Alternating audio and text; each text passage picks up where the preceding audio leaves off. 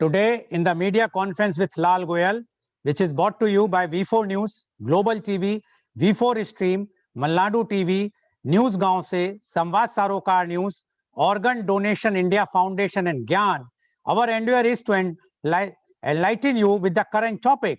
And today's current topic is the International Noise Awareness Day. Yes, the world is observing International Noise Awareness Day. Never let the noise of the world overpower the stillness of your soul.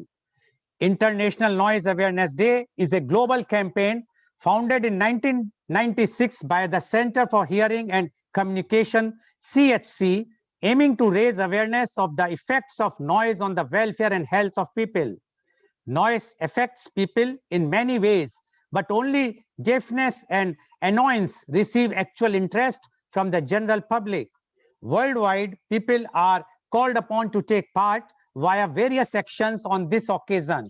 Open days on hearing from acousticians, lectures in public health departments, universities and schools, panels of experts, noise level measuring actions and readings.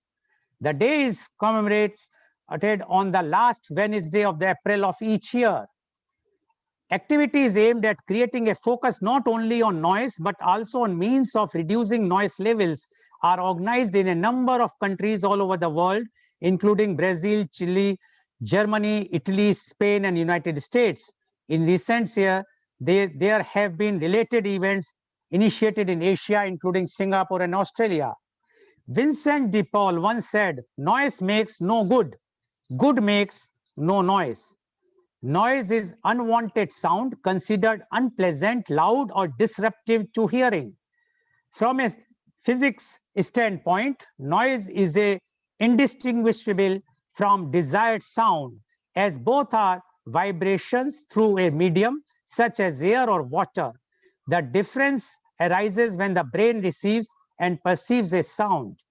Noise pollution, also known as environmental noise or sound pollution, is the propagation of noise with ranging impacts on the activity of human or animal life, most of them harmful to a degree. The source of outdoor noise worldwide is mainly caused by machines, transport, and propagation systems. Poor urban planning may give rise to noise disintegration or pollution. Side by side, industrial and residential buildings can result in noise pollution in the residential area. Some of the main sources of noise in residential areas include loud music, transportation, traffic, rail, airplanes, etc., lawn care maintenance, construction, electrical generators, explosions, and people. Documented problems associated with noise in urban environments go back as far as ancient Rome. Today, the average noise level of 98 decibels exceeds the WHO value of 50 decibel allowed for residential areas. High noise levels can contribute to increased risk of cardiovascular diseases. Scientists from the University of Gothenburg found out that high noise levels increase an individual's pulse rate and cause constriction of blood vessels, thus making him or her vulnerable to heart attack or high blood pressure. Psychological disorder. Research shows that too much noise makes people irritable, nervous, irrational in decision making, socially aloof, unproductive at work. It can even lead to emotional instability. Poor sleep habits. Excessive noise can spoil a person's sleep schedule. Noise pollution is one of the major environmental concerns in India today, and sadly, many are unaware of the hazards it can cause.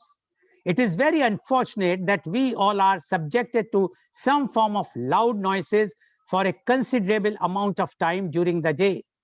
It is a daily dilemma to bear with the unnecessary havoc created by the blowing of horns on the roads, the madness created by the loudspeakers, the festive time expressions of happiness, any procession being carried through the streets, the too much of background scores of Indian melodramatic serials, creating a mess in almost every household, and innumerable other sources we can't even think of. It seems like people have a major perception about happiness, which they think can better be expressed by creating loud noise. Even a childbirth in rural areas is informed by crackling sounds created by kitchen utensils. Nowadays, apart from Diwali, whether it is a marriage or it is about being winning any match, bursting loud crackers has become a norm. Unless you don't blow away the eardrums, you are not happy.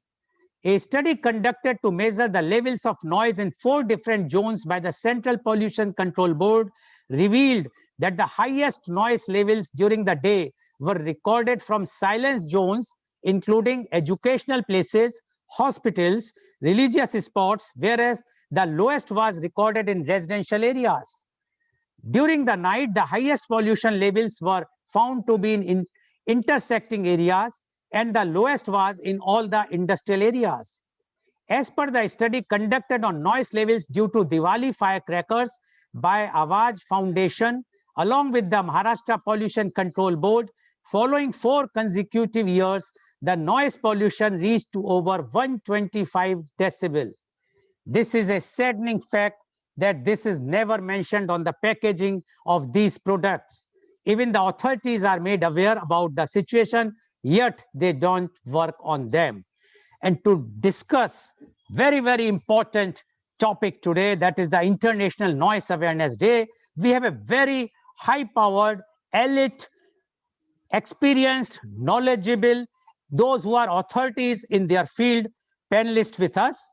I will just give the names and the designations of all the panelists who are going to give their thoughts today. And they are Dr. Jayesh Lele. He is the Honorary Secretary General, Indian Medical Association, and he is based in Mumbai. Dr. Sameer Bhargav, he is the National President AOI, as well as Professor HBT Medical College. He is also based in Mumbai. Ms. Sumeria Abdul Ali, renowned environmentalist, convener Awaz Foundation, Mumbai. Mr. P. Vijayan IPS, Inspector General of Police, Tiruvananthapuram, Kerala. Dr. C.N. Raja, National Vice President 2022, Indian Medical Association. He is based in Erode, Tamil Nadu. Dr. Sarika Verma, ENT surgeon with focus on allergy treatment and national convener NISS. Dr. John Paniker, senior HR consultant, chairman IMA National Initiative for Safe Sound, Trivandrum, Kerala. So now to discuss this topic, I would like to invite my first guest, and he is Dr. Jayesh Lele. Dr. Jayesh Lele is the Honorary Secretary General, Indian Medical Association, Mumbai. He was Honorary Secretary, IMA Hospital Board of India, 2016 to 2020. He was President, IMA Maharashtra State from 2015 to 16. He received IMA Professor Sridhar Sharma Oration Award for the year 2017-18 in recognition of the services rendered to IMA. He received award from IMA headquarter and IMA Maharashtra, like IMA Nationals Individual Community Service Award 2015. He delivered Thane oration on CEA at MapCon 2016. He is a member of Maharashtra Medical Council. He is a member Accreditation Committee and Ethical Committee. He gave many talks on CA, NABH, and other hospital issues. Welcome, Dr. Jayesh Lele, on our show. Dr. Jayesh Lele, you know, today we are observing, we can't say celebrating because this is not a celebration. It's an observation that we are observing International Noise Awareness Day. Now, you being the Honorary Secretary General of Indian Medical Association, which is always doing lots of work in medical field, they are always the leader. Now, we would like to know from you your views on International Noise Awareness Day. Dr. Jayesh Lele, please. Thank you, Mr. Goel, for kind words. Respected entire panelists, because all those members whom you talked about, Dr. Sameer, he's a member from my branch only, IMA Mumbai West. Dr. John Panikkar, Dr. Raja, and all other friends. Dr. Sarika Verma also, she's an activist in IMA.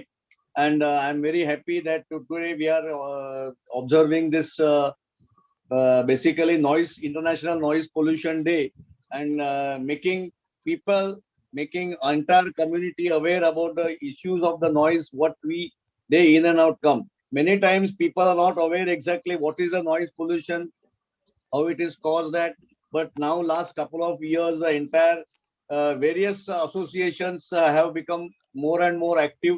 People have realized the importance of this noise pollution. And as you just mentioned just now, the WHO standards of 65 to 70 decibels below does not cause issue about the noise pollution, but anything above that, and especially for continuous hours of prolonged this noise increasing above that 70, 80 decibels is a definitely a problem for the community. Lot of issues we have realized in this. Basically, noise pollution, as I understand, according to the World Health Association, the 70 decibels are not damaging the living organism, regardless of how long and consistent exposure. But anything above 8 hours and 85 decibels may be hazardous. There are various fields, especially where people are not even aware. But now we are looking at like, for example, indoor pollutions. Now the pub culture has come. Every day in the evening, if you see around, there are so many pubs are there, so many places the hotels are there, and the noises are there, and the sound goes on. In spite of the government taking lot of precautions and saying that after the 10, there should not be any much outside activity, and the decibel should go down. People should have a very peaceful night, but it is not occurring at places more than 10 p.m. There are a lot of activities, especially the marriages, especially the firecrackers. And in fact, when we came in Mumbai some time back, about 30 years, that time we used to hear the birds humming in the morning. That all has been disappeared, and it is all because of the gradual industrialization, gradual air traffic, and other air pollution, which has caused noise pollution caused by the heavy traffic in and around Mumbai. Too many cars, too many buses developing into these issues. There are also very important issues connected to the patients, which land up with the hypertension continuously, because over the period we have seen that the blood pressure rises and the cardiovascular complications are increasing. There are a lot of psychological issues. There may not be directly involved dementia, but definitely with this noise pollution, there is a disturbance of thought. There is a disturbance of mechanism in the brain, which can cause dementia, uh, more and more into the problem of Alzheimer and the dementia. This causes continuously, and subsequently the person becomes literally uh, agile, or is not in a position to take proper decisions. Along with this, what we are now seeing is the child, because the children, they are using, so many times they are using the mobile phones, they are using the music, loud musics are there, dances are going on, and this music has caused the children development on the psychological issues. This is a very serious matter which we must brought into consideration. For the long term use of this, continuously decibels are rising, there will be hearing loss, and subsequently after the hearing loss, what they do go land up is the loss of interest into the surrounding, loss of interest into the teaching or learning. And especially the students, when they are in the school, and if they are using this continuous high end earphones and machinery, because nowadays all music is available in the small phone also. So all those things are going to be the additional burden which is causing on the noise pollution. Third, another very important issue for an elderly person is a sleep disturbance, which literally causes unrestlessness, blood pressure, and other issues along with the sleep disturbances. Child development, which is going to be the future, and it is going to affect in the longer run very much, because the child is not interested in learning, child is not interested in taking up the classes. How will the growth will occur? And in 2001, the hearing dysfunction study was carried out, which showed lot of effect onto the child because of this continuous high decibel sound pollution to that. Another very important issue which is occurring day in and out is marine life as well as the wildlife. And especially in the Mumbai, we don't find that much of the wildlife around, but we have seen while traveling into the various places inside the city or outskirts or inside the states level, it is rural areas. The formerly what kind of a life was there of the animals and all, which is becoming little less. Again, it is probably because of the attributed to the noise pollution, which is causing that. In the longer run, this all will affect into the social as well as economic cost, because ultimately what we are going to suffer is a growth and the development of the child, growth and the development of a person. Industrial issues which are related to the noise pollution is going to affect, or somehow or the other we will have to curtail, we will have to cut down the noise pollution levels, we'll have to cut down ways and means. If we must guard our own selves, we must guard our children, we must guard the entire community at large, that the causes of noise pollution, no honking, especially a simple in between the cities that come, that on the no honk should be there for any car unless it is required. So all those small measures can be put together, and subsequently which will give us a good strength, and the community will understand the noise pollution, community will understand the issues. So especially in the big cities, we are seeing the trains, we are seeing the buses which are causing the noise pollution, and all those things will need to curtail. So I once again I congratulate the entire panelist team, and these are the my opening remarks for what is the going to the issues about the noise pollution, how the internationally we must have, especially in India when we are talking about the growth factors and the industrialization factors and the city factors, how should it should affect, and subsequently it is our own duty and our doctor community make people understand right from the school level, introduce some kind of lessons or some kind of activity in the school itself. It must be a good activity where the children will get accustomed to, children will be liking to play around and understand the noise pollution. So I think this some promotional activity of this nature should start on this International Noise Pollution Day to prevent the further damage and to reduce the restriction of the complications. Thank you so much for giving me the opportunity. Thank you very much, Dr. Lele, for giving your opening remarks. And Dr. Lele made many points, but the one interesting point which he has made is that the young generation, which is going to the clubs, nightclubs, pubs, etc., in the hotels and other places, they are exposed to a very high decibel music. Ultimately, it's harming them, although today they are enjoying. Similarly, the young children's, when the parents are giving them the earphones, they are forgetting one thing, or the TV is on with full decibel, that how much harm they are creating. He has also mentioned about the impact on the marine as well as wildlife. And he says earlier it was very common to see such type of lives in Mumbai, but now it is very rare. Only you can see when you are going to a rural area.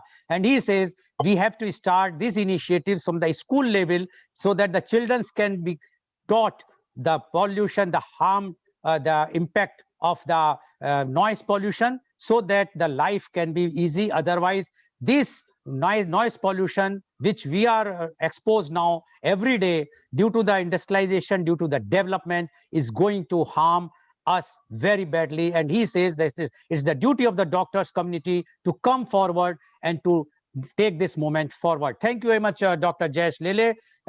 You have explained very nicely. I'm sure all our viewers are going to enlighten. Today's session is very important session for their life, because they are not aware. We all are not aware that how the noise is harming us. We think that only the tension or other things or the diabetes, but the one of the main cause is the noise, which is a silent killer to us. Thank you very much, Dr. Lele.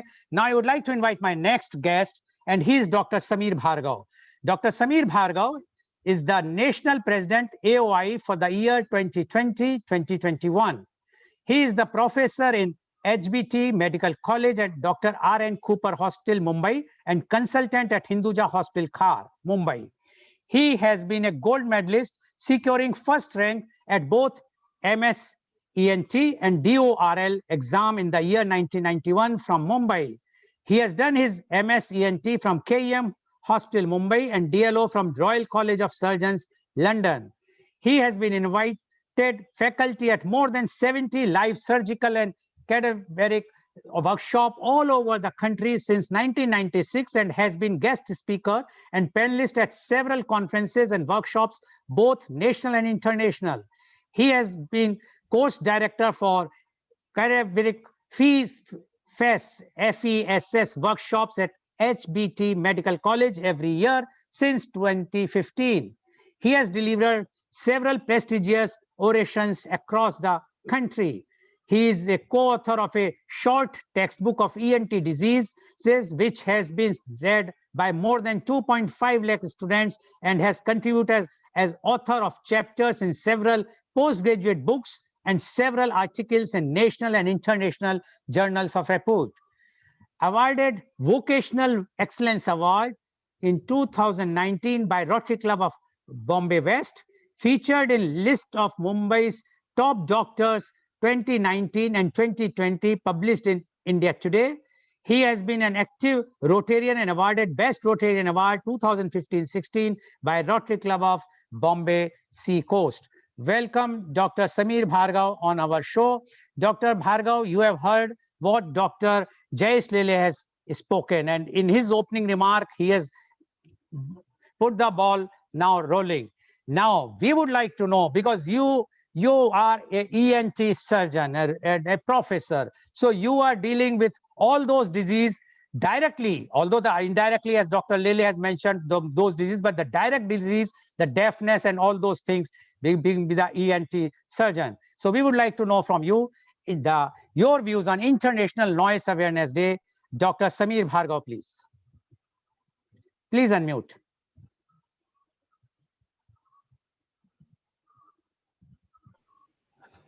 Thank you, Mr. Lal, for those very kind words of introduction. Good morning to all the elite panelists and to all your viewers. As we are discussing on this International Noise Awareness Day, you and Dr. Lele have highlighted very well all the reasons why we have noise pollution today and the importance of that. But as a doctor and more so as an ENT surgeon, let me highlight the medical aspects and dissect that for you as to why it is important that we should do something about noise and noise pollution. Now, if we look at the word noise, now if we look at the origin, it comes from a Latin word nauseum, and we all know how unpleasant nausea can be. So why do we not do much about the noise? Because it is something which is an invisible danger. It is a silent killer. Unlike air pollution and water pollution, which we can always see around us, noise is invisible. And knowledge about all what noise can do is also not there. So what the mind does not know, the eye just refuses to see. So much so that we are today, everybody is, listening to music and wants louder and louder music. So whatever is one man's music can become a noise for another. So if I define noise pollution, then it would be defined as you have actually highlighted that it is any unwanted, unpleasant, or a disturbing sound which can affect the health and well-being of humans and living organisms. That is very, very important. So we always talk about noise pollution affecting humans, but we forget that it can affect the birds in the air, it can affect the animals on the ground, and it can affect the aquatic life also in a very, very grave way. I will refer and allude to that a little later. So basically, noise pollution causes discomfort, affects the peace of mind, and eventually affects and decreases the quality of life. So when we are right now, we are on global TV, and when the TV is pleasant, you are listening to news, you are listening to so many things. But when it becomes so loud that it prevents you from going to sleep, or the traffic, that we negotiate every day, when it starts giving you a headache, that's where it's transcending the boundary of mere noise and going into noise pollution. I would like to quote, of course, we mentioned about WHO and all the work that it is doing and highlighting the effects of noise pollution. But there's a very interesting study by the European Environmental Agency, EEA. And what they noticed is that noise is responsible every year for 16,600 premature deaths and more than 72,000 hospitalizations every year. So that is in Europe, where the population is much lesser. And if we look at India, we can just extrapolate their figures, and then we can realize how severe the whole problem is. Again, they also came up with the figures that 113 million people are affected by road traffic noise levels above 55 decibels. If you, and I'm sure Ms. Abdul Ali will bear me out on that, the noise levels at our traffic signals is 75, 80, 85, even 90 decibels. And here we are talking about 55 decibels. So what is very important is the health aspect that comes up because of the noise pollution. And that is something that I would like to highlight. Because noise can affect, as you said, very rightly said, that noise can affect people in many ways, but it is only deafness and annoyance that receive actual interest. We don't realize that what kind of a silent killer this noise can be.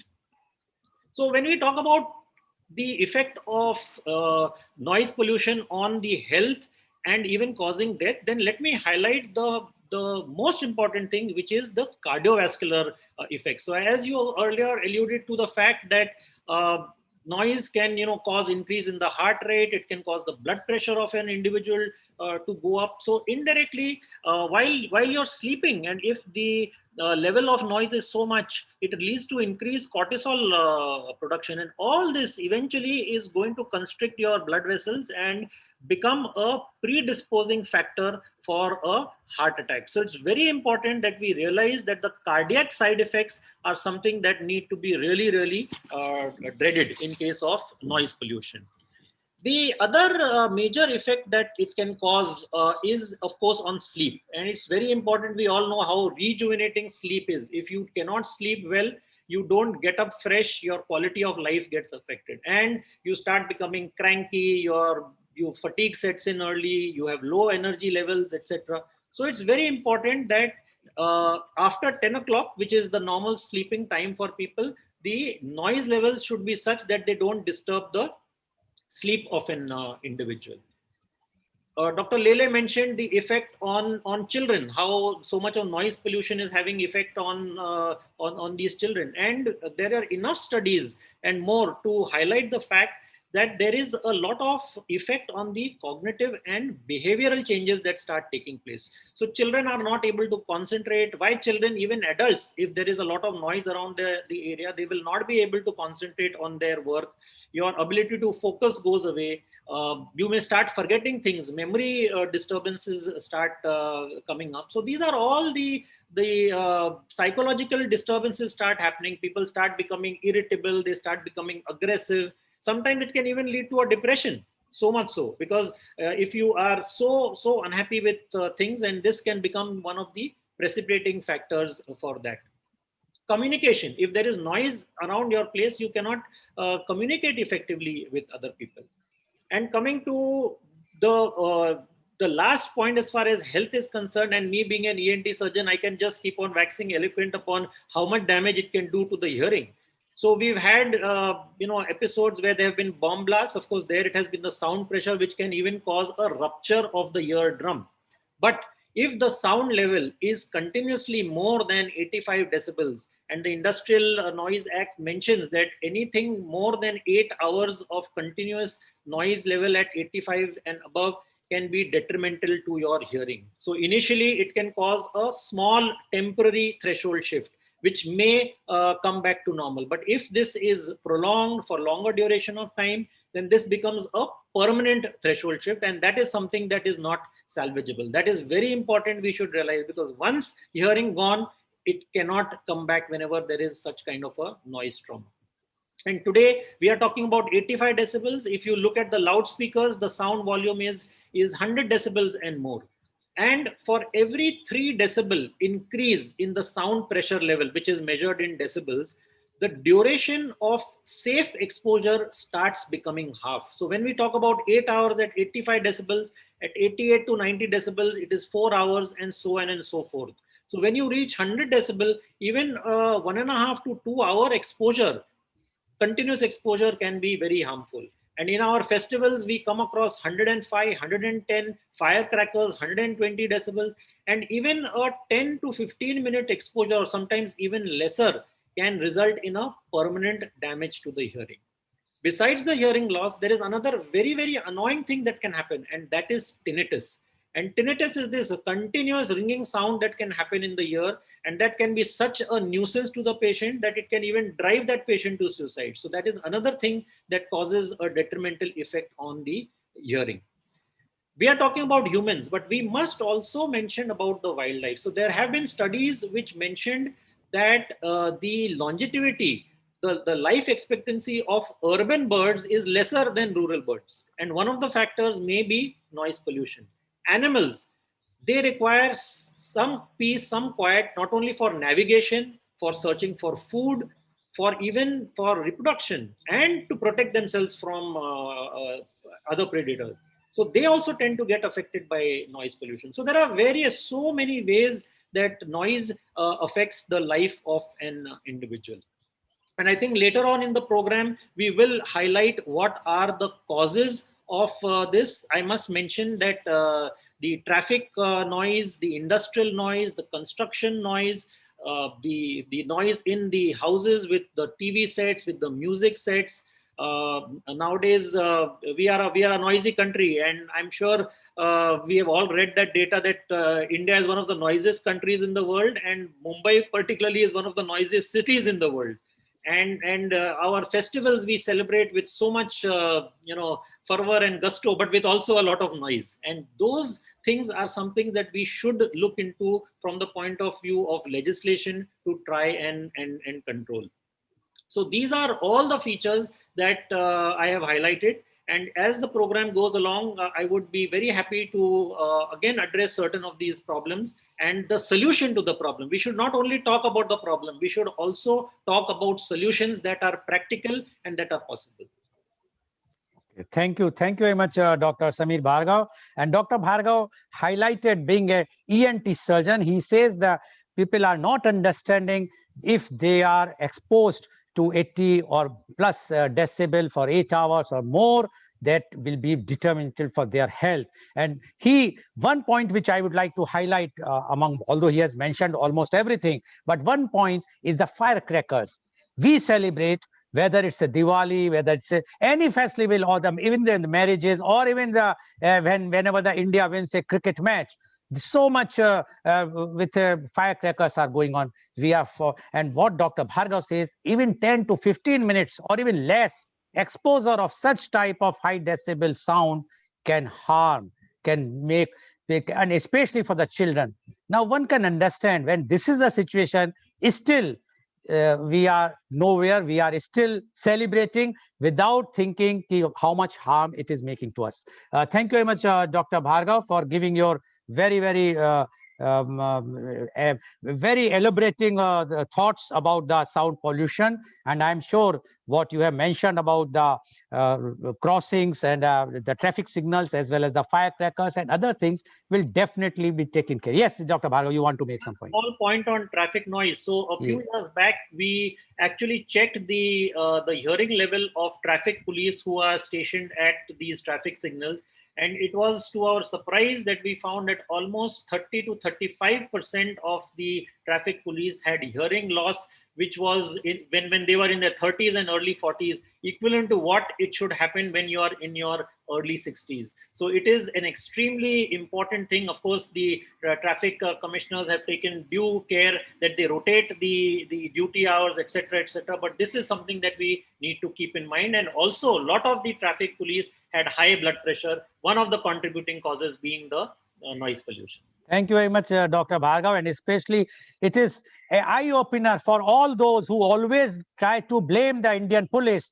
They should know how difficult it is just to stand on the traffic crossing and see on the noise pollution, the other pollution which they are inhaling, and the noise pollution that deafening. How many of us, the civil society people, can stand there? But still, anything goes wrong, we always blame the police. I think civil society should also think that we should give full respect to them. After all, they are doing their duty with putting their own life on the risk. Thank you very much, Dr. Bhargav. Now, I would like to invite my next guest, and she is Ms. Sumaira Abdul Ali. Ms. Abdul Ali is the renowned environmentalist. She is the convener of Awaj Foundation, Mumbai. Ms. Abdul Ali is an environmentalist activist focusing on sand mining and noise pollution. She is the founder of NGO Awaj Foundation. Sand mining, which has now become an issue of global concern, was first reported by her to the authorities after she noticed sand being illegal mined from Kheem Beach in 2004, where she was physically attacked during a sand mining site inspection. Thereafter, she convened an NGO movement for protection of public interest activists, movement against intimidation, threat, and revenge against activist Mitra, and filed the first public interest litigation, PIL, against sand mining, resulting in policy change at state and national level. She helped bring sand mining to notice worldwide by participating in documentary films and awareness campaigns and contributing to print, radio, and television news. She participated in the first roundtable of the GRID, Geneva United Nations Environment Program, and gave her inputs to their first report, Sand and Sustainability, Finding New Solutions for Environmental Governance of Global Sand Resource. Her work was featured throughout in the final report published in May 2019. Her other focus campaign against noise pollution has become a citizens' movement and has forced policy change in India through court interventions, awareness, and advocacy campaign. A High Court order pursuant to her public interest litigation protects a wildlife corridor frequented by tigers, elephants, and other wildlife. The Savantwadi Doda Marg corridor connects National Park and is part of the Western Ghats, a UNESCO biodiversity hotspot. Ms. Sumaira was co-chairman of the Bombay Natural Histories Conservation Subcommittee. She was honorary secretary of the BNHS and currently a governing council member. Ms. Abdul Ali's work has been extensively reported by the press and media. She has participated in documentary films, television, and radio nationally and internationally. Her columns have been published in Times of India, Mumbai Mirror, DNA, Outlook, India Magazine, and Dainik Bhaskar. She writes a monthly column for Forbes India. She has spoken and presented her work at numerous TEDx events at universities, including Howard University, Boston, IITs, Anjuman-e-Islam, Delhi University, Bombay University, BITS Pilani, Shuloni University, and other youth and community organizations. She has been awarded the Mother Teresa Award for Social Justice, the Olive Crown Award, and is an Ashoka Fellow. Welcome, Ms. Abdul Ali, on our show. Ms. Abdul Ali, you have heard what Dr. Jayesh Lele as well as Dr. Samir Bhargav has spoken before you. And you being the pioneer, I must say, who has created a history and especially a really great relief for Mumbaikars about the time limits and the decibel, the noise pollution. So we would like to know from you the International Noise Awareness Day. Ms. Sumaira Abdul Ali, please. Thank you very much for that introduction. I really value the Indian Medical Association's involvement, participation, leadership in spreading the issue of noise pollution because it is essentially a medical issue. So I will not stress on that. Maybe I am humbled by the doctors, the senior doctors who have spoken and will speak on those aspects. What I would like to speak about is the role of the World Health Organization, our Union Minister, Dr. Harshvardhan, who addressed the first global hearing report when it was launched on World Hearing Day in March this year. and launched an app focusing specifically, because he himself being an ENT, he focused on the hearing aspects of noise. And this app, which is a free app downloadable on your mobile phone, can allow anybody to test or check their own hearing. I would request the Indian Medical Association to help popularize such apps, and particularly the National Initiative for Safe Sound, consisting of ENT doctors, to make sure that noise pollution and hearing loss become integrated into public health, just like eye checkups are. I wrote to Dr. Harshvardhan, and he agreed with me. He said the government would be interested in conducting such things, and I look to the IMA. So I would like to start with that. And I would also like to amplify on some of the things that the other speakers have presented so wonderfully. The noise levels in Mumbai have exceeded 123.2. The highest level at a festival was during was in 2013. And across every type of festivals, and communities don't matter. Everybody is competing with the other to make noise levels to this extent.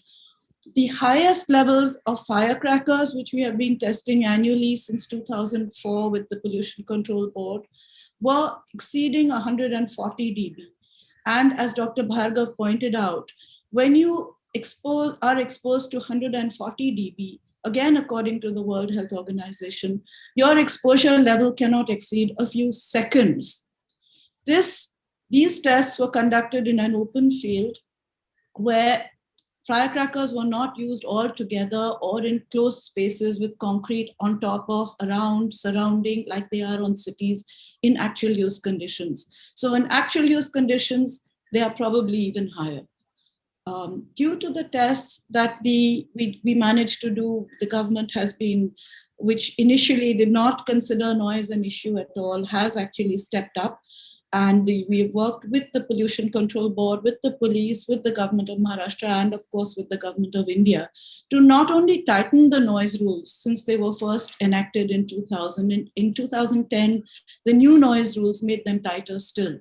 The problem is with implementation.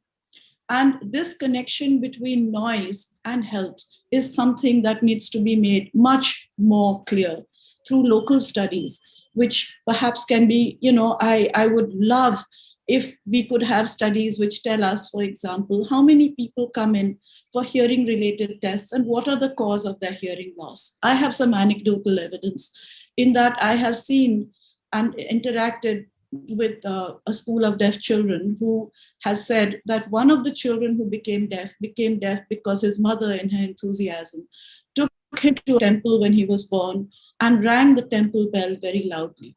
And she believes that that caused deafness.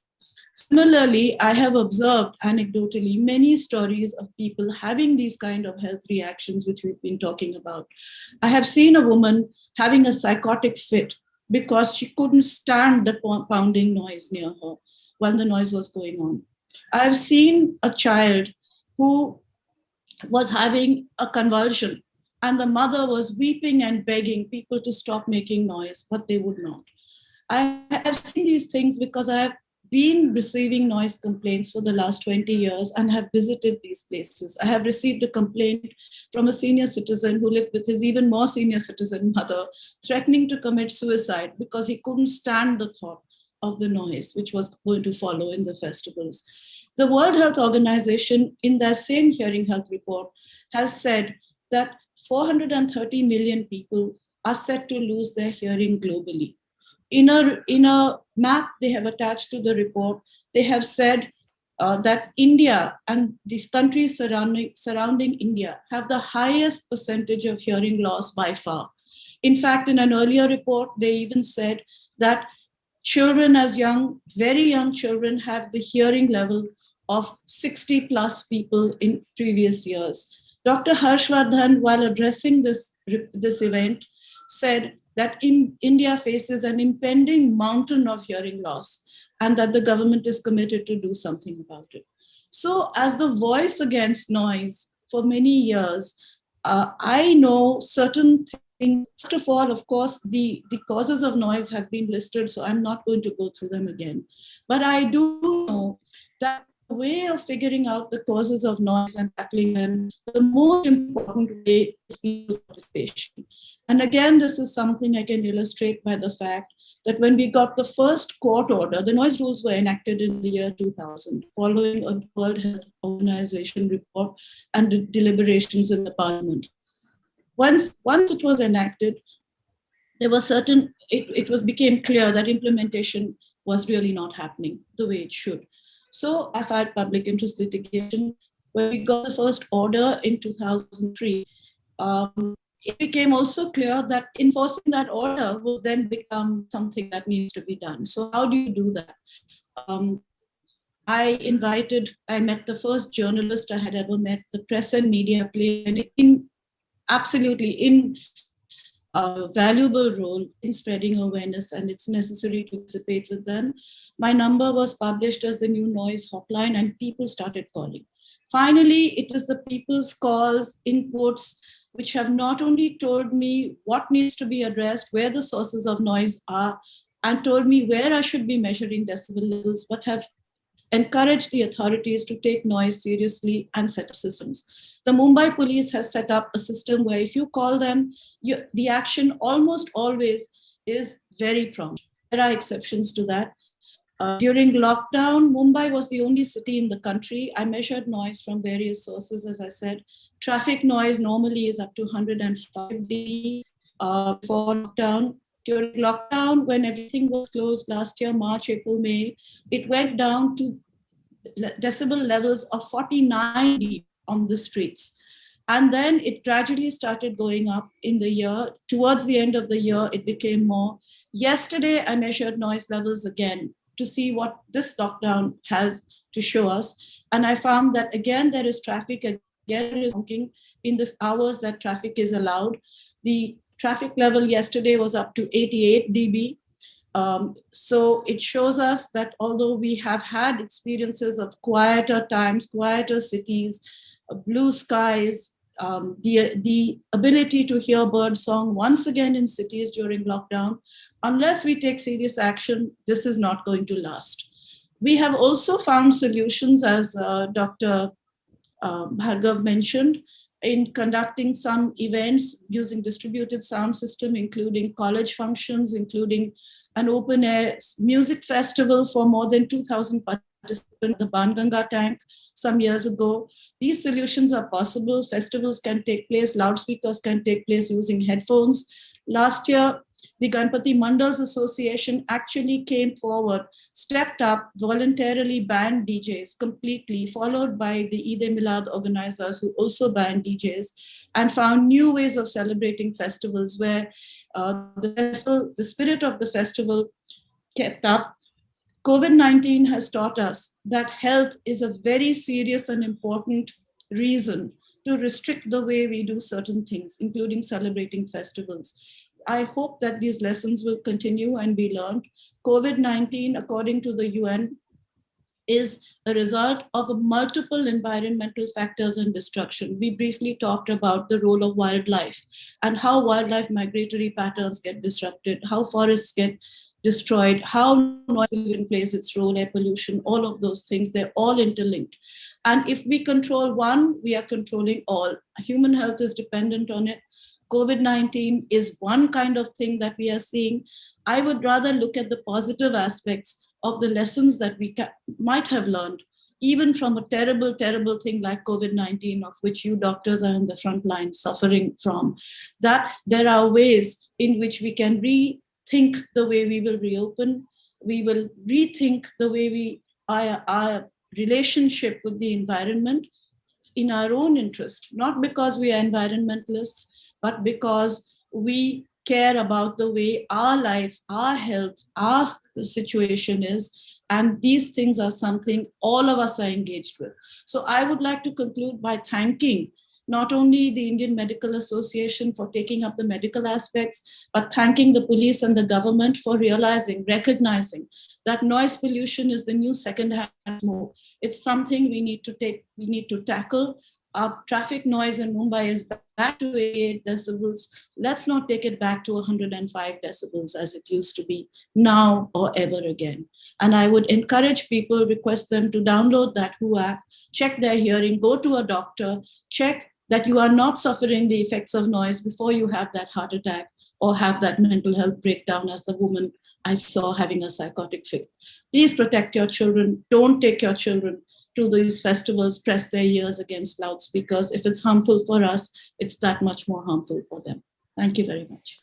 Thank you very much, Mr. Abdul Ali, for giving your very experienced views about the noise pollution. And she mentioned how she has to struggle from one place to other place, whether it was police or the government or the courts, and afterwards the public, how they then only her struggle go get the results, and then now all the laws were formed, especially and not only in Maharashtra but the national level, and the Supreme Court also has come out very heavily now that after 10 p.m. no sounds pollutions and all those things. But was not an easy journey for her.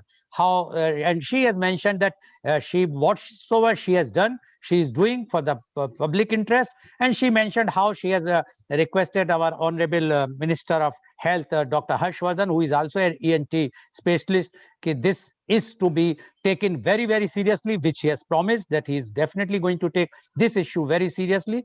And one important point which she has made is about how the mothers and newly born child, they take to the religious places without knowing how much harm they are making if there are some noises like ringing the bell, etc. And she has given some examples what she has seen. So these things which are not very clear in the public mind unless it is not been popularized, publicized, advertised heavily, unless the people will not come to know. And one more thing she has mentioned about the COVID.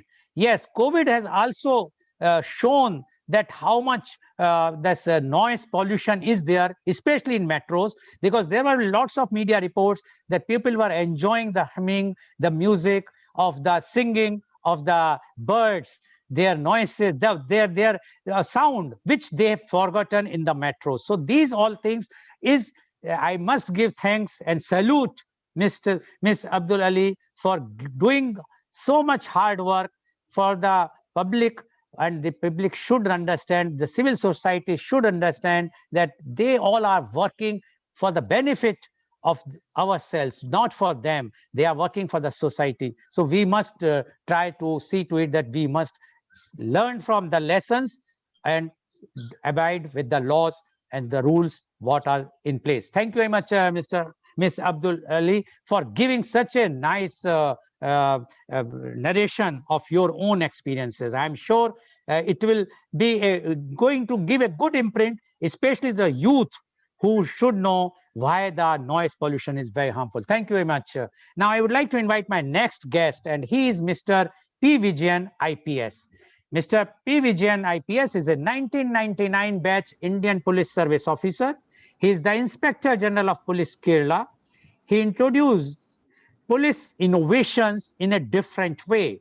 He devised and led the shadow police team with a primary focus on crime detection and prevention of violence against women through effective surveillance in cities, the state.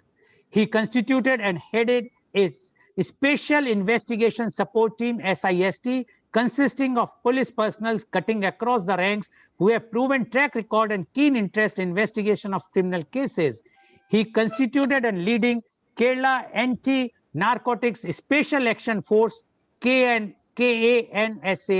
and Clean Campus and Safe Campus program. He was selected to the mid-career MPA program offered by Harvard Kennedy School. He was also the Global Tobacco Control Leadership Program. He attended in the year 2013 at Baltimore, Maryland, USA, focused on tobacco control policy conducted by the Johns Hopkins School for Public Health, JHSPH, US. He also undergone mid-career training program, MCTP, University College London, UK. He participated in 2 consecutive international conferences on law enforcement and public health held in Amsterdam, Netherlands. St. George Puraskar, Social Leadership Award by J.C. Kerala, which he has received. He also received MATHA, Matha Puraskaram 2015, the award for outstanding contribution to society. He received the prestigious President's Police Medal for Meritorious Services in 2015. He also received Chief Minister's Award for Public Policy Innovation in the year 2014. CNN IBN Indian of the Year Popular Choice Award 2014. He received fellowship from Johns Hopkins University. He received the Fickies Award for Best Smart Policing Initiative. He was given award for the Indian Icon Award by Friends of Bahrain. Welcome, Mr. P. Vijayan, on our show. Mr. P. Vijayan, you have heard the 2 doctors, Dr. Jayesh Lele as well as Dr. Samir Bhargav, and 1 social activist, Ms. Sumera Abdul Ali. Now, you being a distinguished police officer of the country, and because the police role is very, very important, which was mentioned by the earlier panelists. Now, we would like to know from you, the International Noise Awareness Day, Mr. P. Vijayan, IPS, please. Thank you very much, Mr. Lal Goel, and very good morning to one and all. First of all, I'm really grateful to the team IMA for inviting me to this August platform.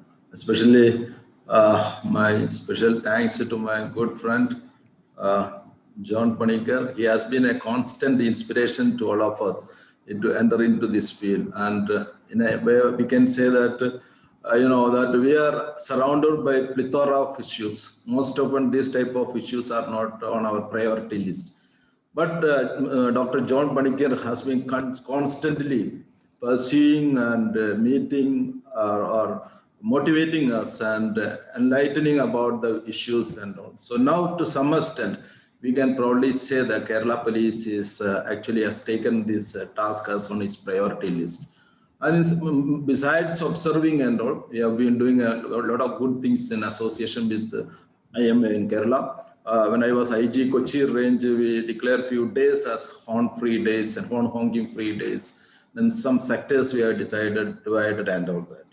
Here the question is that I consider, or we must consider, that it is, that one of the biggest crime against the human being, one of the biggest crime against the humanity, noise, increase in noise pollution. Or we can say that it is sometimes that's a volume of based on the volume of impact. It can be maybe much more than the COVID-19 pandemic.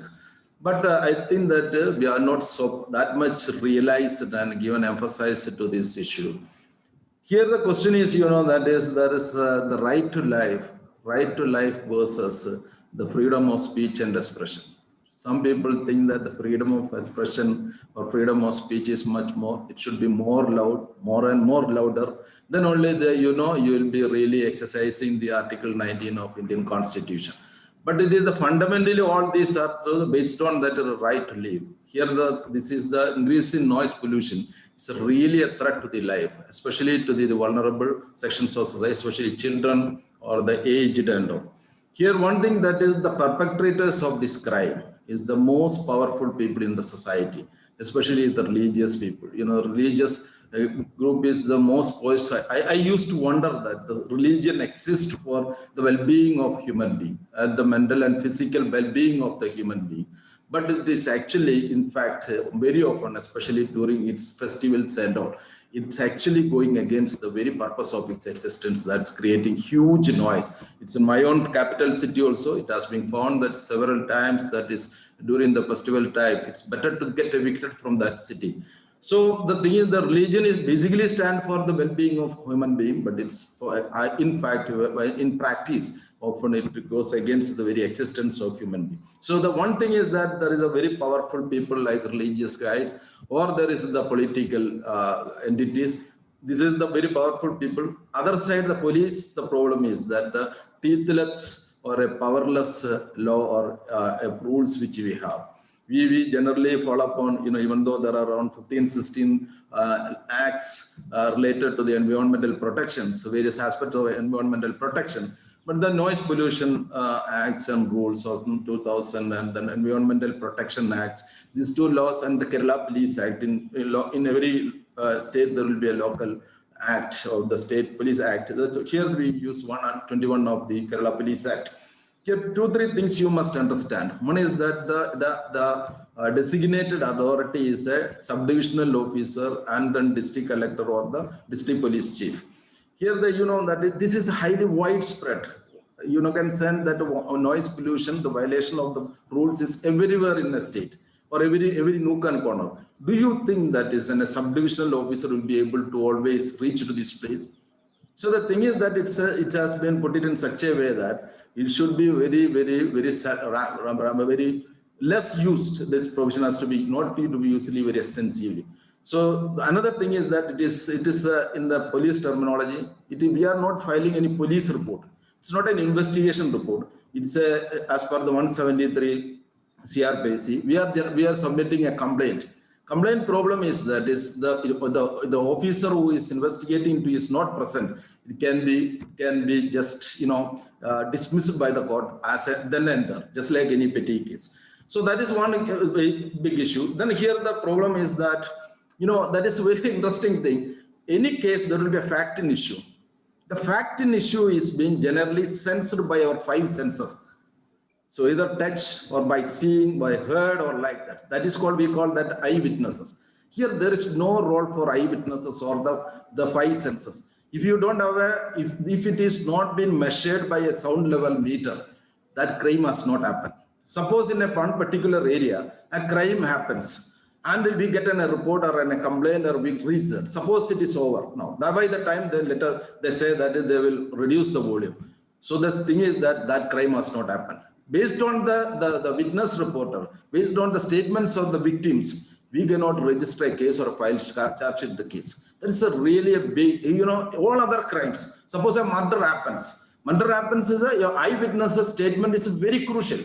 But in this case, it is not that meter has to say that this has happened at that particular point of time. This make in the enforcement of this act very, very difficult from the police point of view. You just imagine that if it is a murder is not been live telecast, that doesn't exist. Like that, this is saying that is when the offense occurs, this meter has to be there. We have to measure it and show it on this one. Then only we can register a case and charge it before the court. Here that is, that what very often, considering the difficulties and pain of the people, we generally add some sections along with the Environmental Protection Act. That is the 308 generally, 308 IPC. 308 IPC says the culpable homicide not amounting to the murder. The saying that there is a knowledge, it is a threat to this person, the perpetrator is having the knowledge that his act or responsible act or omission may cause danger to the person. So we add this 308 to make this case cognizable and non-bailable. So like that we are actually doing. So the thing is that we must give more teeth to this case, to the law, then only the enforcement will be more meaningful. But besides that, I can say that our own police personnel also are not so much sensitized about this issue. As the honorable delegates are talking about, that is we are one of the serious important victims of this offense actually. Our policemen, this is not just impairment of their hearing, it creates immense other health problem. The increase in stress, then there's related cardiac issues, various other stress-related health problems are really mounting up before the age of 56. Many people are becoming sick because of this type of noise pollution and various types of pollution to which our force is being exposed. But still, our force is not that much sensitized. It may be because of there is a shortage of police, this manpower, or may not be having sufficient cooperation we are not getting from this pollution control board, or we may not be having that this equipment, or we may not be having that much legal awareness about this, or it's about this health consequences and all. But we are not taking it on the priority list. When it comes up the priority list, Generally, we are UAP visit several elections, several times, several festivals going on. So all this will come on for our priority list. So the most important things very often we are skipping. So there is some sort of really from the academy side, it's a training institute center itself. Our EMI can do it. Every training institute, if we can make a focal point to influence the enforcers, that will be very, very useful to, it will be making a very good impact. Here the solution is that, what I am saying that beside either the doctors community or the medical community are the really knowledgeable people about the health impact.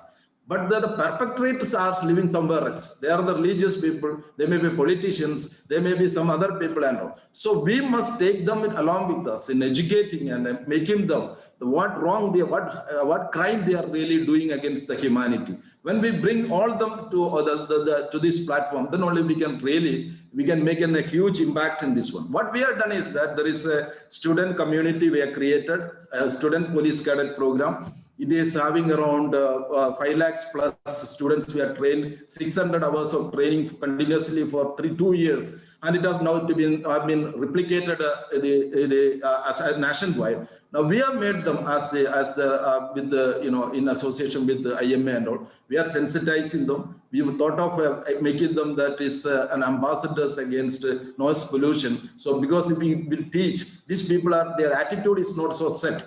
The mindset is not so set. If we can influence them, they'll be making a huge impact in future.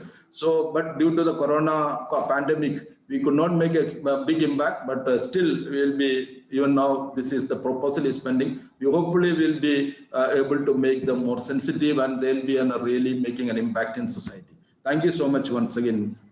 Thank you very much, Mr. P. Vijayan, for giving your views, very, very clear views. And I will just highlight one point which he has mentioned. He says those who are supposed to be the benefit, giving the benefit to the humanity, to the humans, are doing the maximum crime against the humans. And he has mentioned about the religious leaders as well as the politicians. They says that they are organizing the programs without knowing how much harm they are making to the humanity, to the human beings, by using so much high decibel noise. And he has also mentioned that how police is helpless because there is no eyewitness, as and is mentioned very clearly, unless you don't have the meter with you, whatsoever you will say in the court, it will not stand, because the eyewitness for a murder, a person who can see it can very well say, but what you have heard, and if you are not recorded, means that the meter is not there.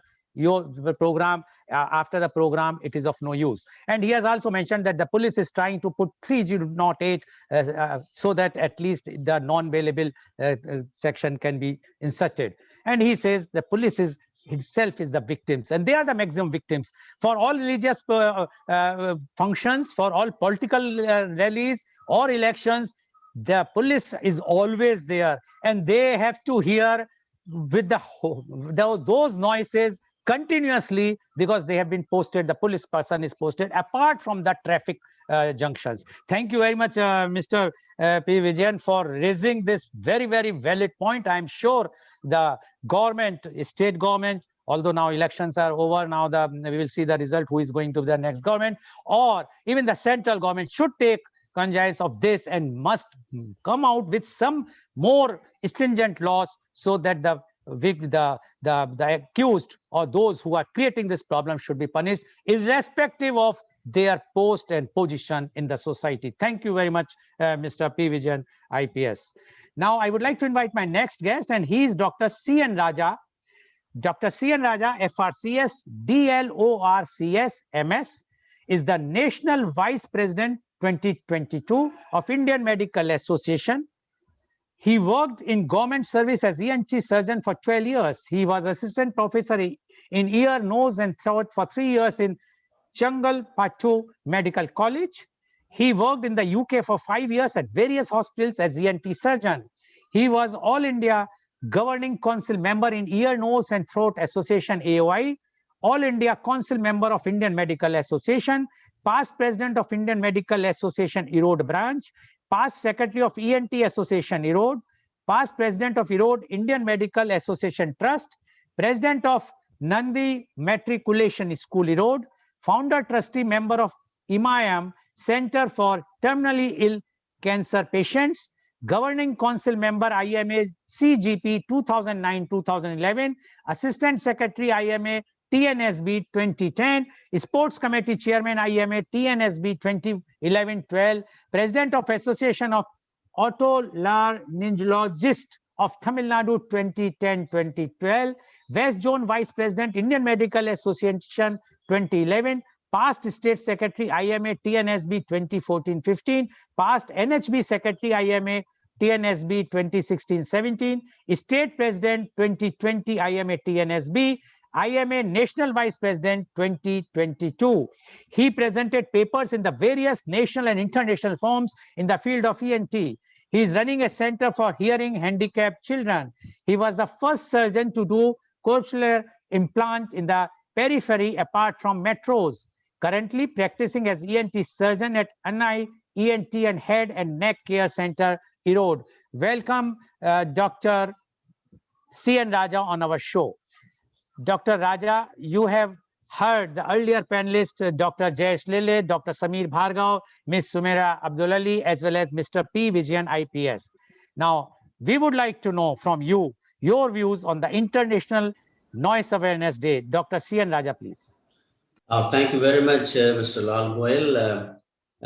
Good morning to everyone. Dr. Jayesh Lele, the Honorary Secretary General, and Dr. John Panikar, who is the backbone of the Safe Sound Initiative, and our IG from Mr. Vijayan from Trivandrum, Ms. Sumera Abdul Ali, Dr. Samir Bhargav, the President of AOI. And I've been hearing nearly more than 1 hour for all the distinguished, most enlightened and educated speakers talking on this International Noise Awareness Day. I like to start a quote from the famous poet who has said 2000 years ago in Tamil, Thiruvalluvar. He says, Selvathul Selvam, Sevichelvam, Achelvam, Selvathul Illam Talai. That means we have a lot of wealth, but the topmost, the highest wealth in this world is the ear and the hearing. That is the importance he has given for the ear and the hearing, so that we can understand how important is the hearing. Of course, in the beginning of this universe, after a Big Bang theory, everything was silent. And the entire universe and the world has been formed after a sound. According to one theory, it's called Om. Yes, the sound we need for our communication. Yes, we need the sound for the language development. Yes, we need the sound for the knowledge. And of course, when the sound is more and more, it is destroying not only the human, but the entire world at large. As our earlier speakers mentioned, the harmful effects of the noise not only affecting the human beings, birds, animals, and everything. And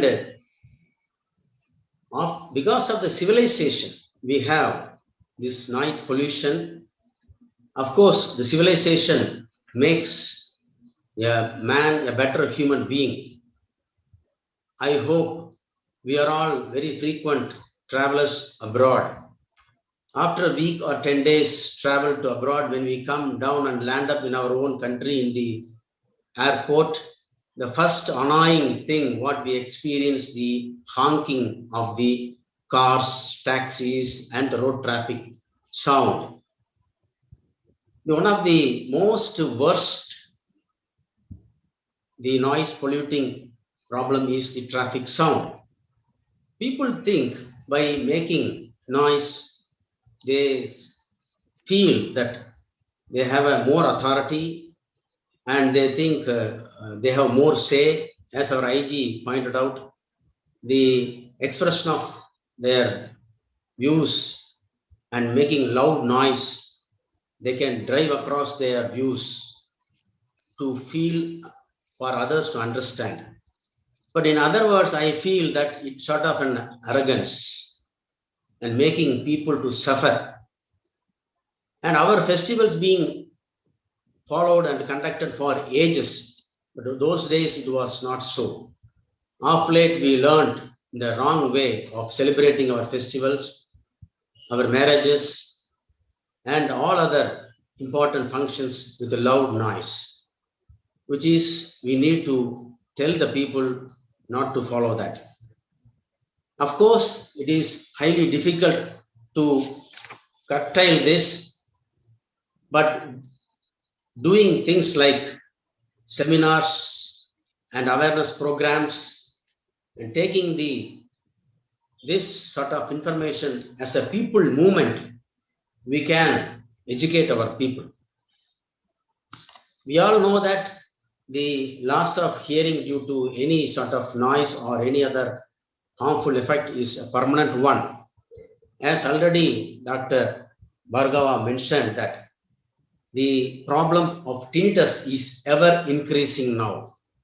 We are seeing more and more patients are coming with tinnitus, which is the noise itself happening inside the ear due to the harmful effect of the outside noise. And they are not able to sleep. They are not able to concentrate. They even, as rightly pointed out, they even driven, pushed to go in for committing suicide. In my place, Erode is a district headquarters. We have a lot of power loom factories, spinning mills, and many people are coming after working there for about 10 years or 12 years, losing their hearing permanently. And we say that is because of a professional issue and your job, you are losing your hearing. It is very difficult for them to accept. It is a paramount duty of not only the ENT surgeons, not only the IMA, not only the Association of Otolaryngologists of India, not only the Indian Academy of Otolaryngologists and Internet Surgeons. It is everybody's responsibility to make and understand that we have to curtail the noise level. What is the use of education? What is the use of civilization without understanding this? Unless we all work together, the silent killer, the harmful effects already been explained by everyone. And the subcontinent is not understanding the basic problem of the noise. People think making noise is their basic right. It is not so. This fundamental right they think. And many times we have experienced how badly we experience the noise inside the cinema theater. All these things are very important. Of course, the most burning issue is the COVID. Yes, that is the most burning issue, but this is again a long-term, a silent problem affecting the entire community.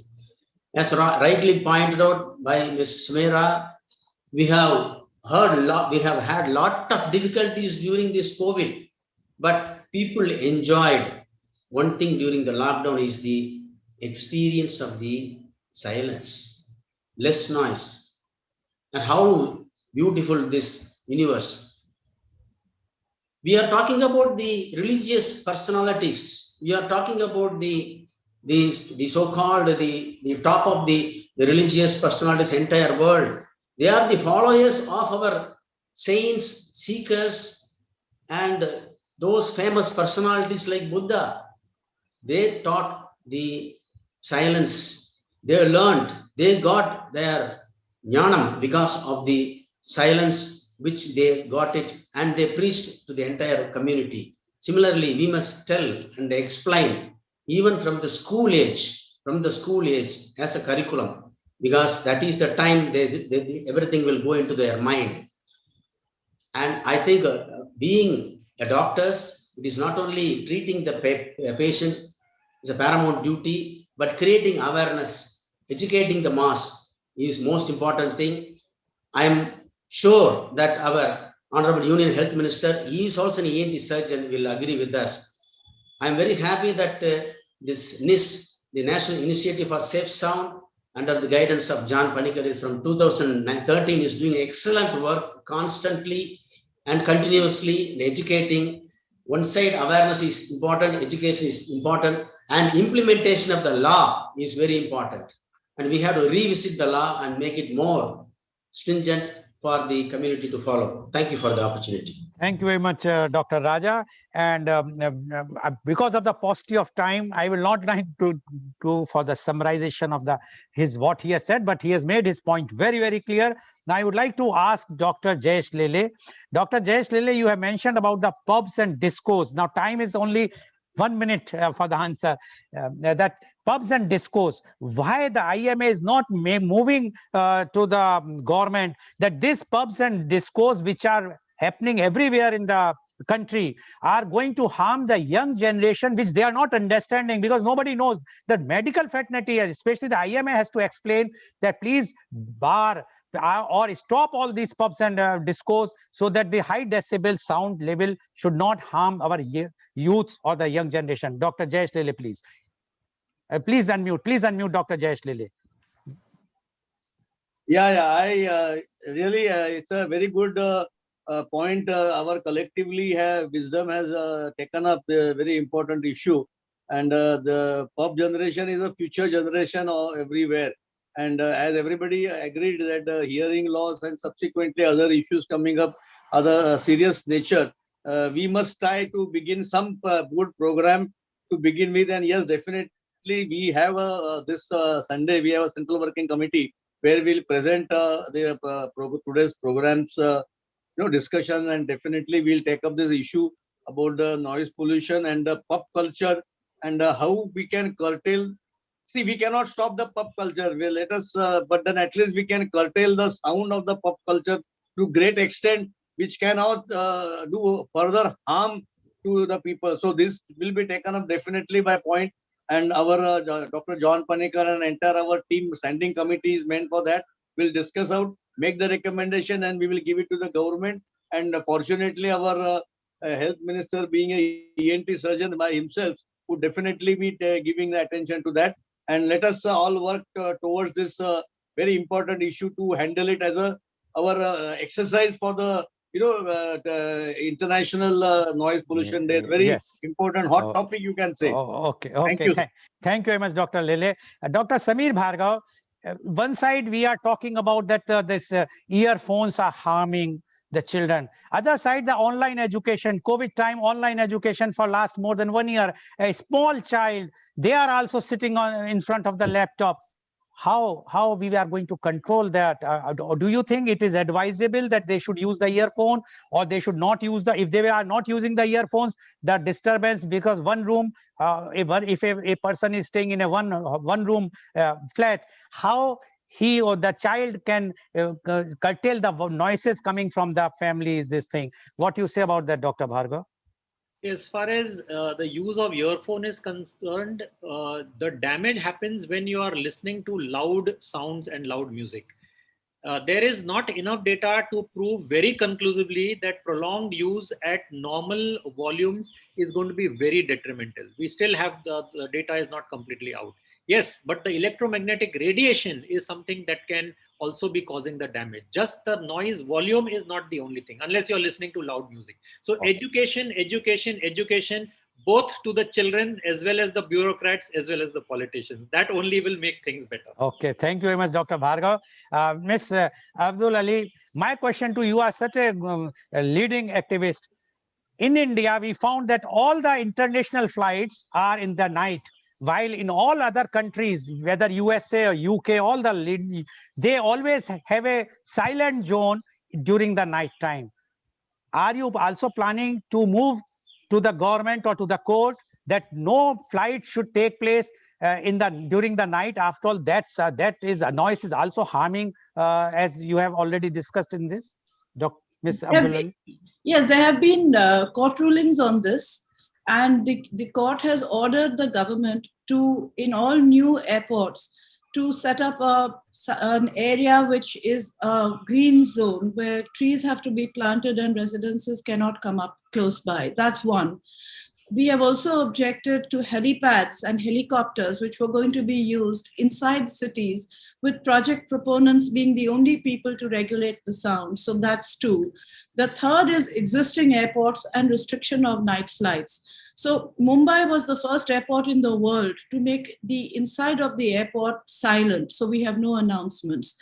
Having done that, I think really we need a much better implementation of the zone levels outside the airport so that the people living outside the airports can also be protected. We have done some studies on airport noise. We have presented the data to the government. Helicopters measure beyond 120 dB, as do aircrafts and jets at close range. So yes, that is something we are working on. Okay, thank you very much. My question to you, Mr. P. Vijayan IPS. See, today we know, everybody knows the life or miserable life of a police constable who is standing in the traffic junction, maximum noise pollution. What steps police department is taking? Are they planning to ban the total honking? If anybody will honk anywhere whatsoever, is it possible or not from your point of view? Mr. Goel, this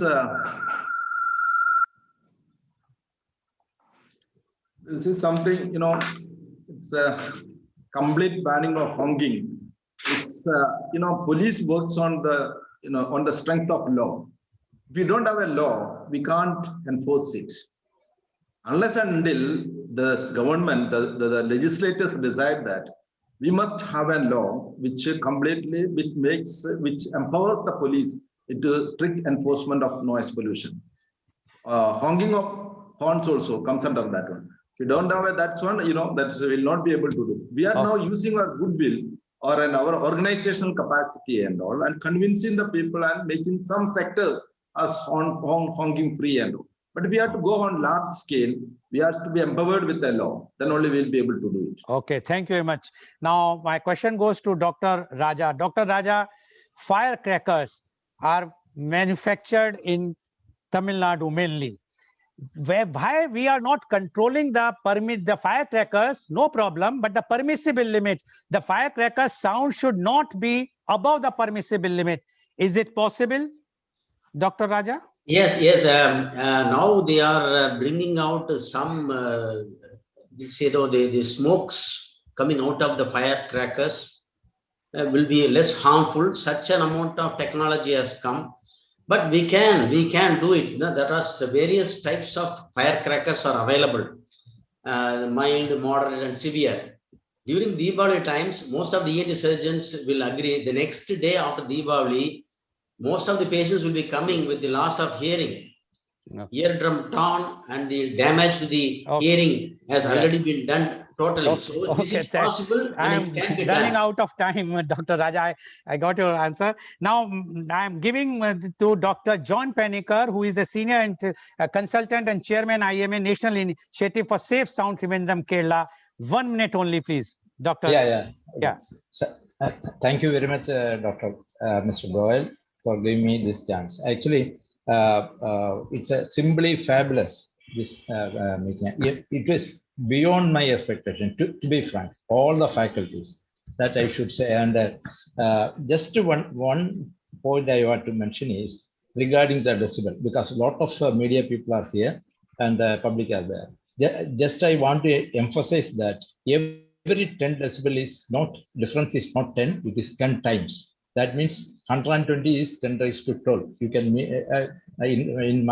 probably in the arithmetic, it is 1 lakh crores amplified sound. That I just want to tell. Now, coming to my duty of vote of thanks.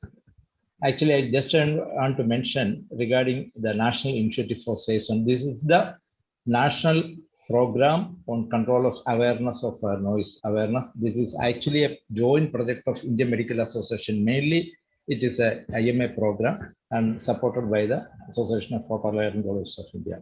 Now, coming back to my duty, first I would thank our beloved Honorary Secretary General of Indian Medical Association, Dr. Goel. He had been a constant inspiration to me, particularly to NIS, especially in the last so many years. He is probably one of the most hardworking and honest Secretary Generals of IMA in the recent years. And thank you very much, sir, for joining in time and giving your opinion. I am sure you will continue to be our inspiration and support the NIS in our IMA forums also. Now, my second thanks goes to Dr. Samir Bhargava, our National President of our ENT Association. Actually, he has given the idea of having this media conference, which went on very well, and I think this we should repeat every year, or at least twice in a year if possible. So extremely thankful to Dr. Samir Bhargava for arranging all these things through Mr. Lal Goel. And definitely my heartiest congratulations and thanks to Mr. Lal Goel, because it's a very, very wonderful, highly informative. I think it has helped probably everyone who is hearing us this program, watching this program, must have definitely got the idea of how serious is the noise pollution in our country. So thank you very much, Mr. Lal Goel. Now, again, Ms. Sumaira Abdulali, she has been always with us for the last 6-7 years, even though she is not inside the NIS, but she has actually, we all follow her. She is giving so much ideas regarding the noise control and all. She is one of the senior most person in the country doing this awareness programs. Thank you, ma'am, for joining here and giving your valuable opinions.